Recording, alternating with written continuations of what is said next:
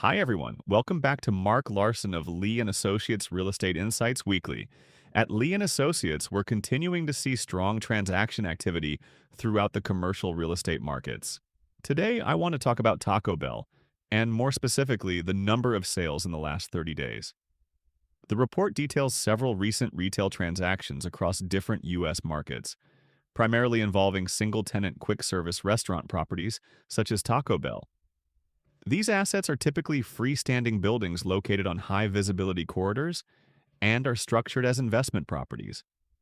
In Newport Richey, Florida, a 3,258 square foot KFC Taco Bell property, built in 1999, sold in April 2026 at a 5.50% cap rate. The property sits on 0.77 acres along U.S. Highway 19 and has two tenants, reflecting a stable income-producing asset with strong road frontage.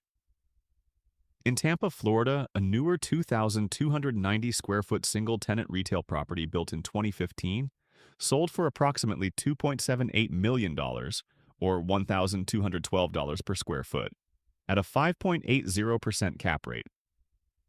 This asset was structured as a triple net lease and highlights strong pricing for newer construction in a major metro area.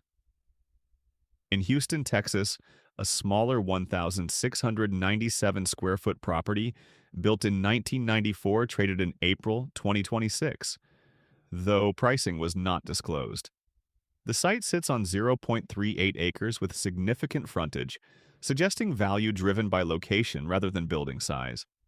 Similarly, a 1,728 square foot property in Dallas, Texas, built in 2005, also sold without a disclosed price but reflects a long-term hold asset with over 20 years of ownership prior to sale.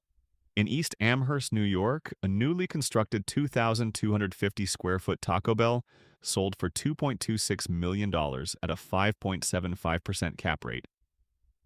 The property sits on a large 29.66 acre parcel and represents a newer, stabilized net lease investment.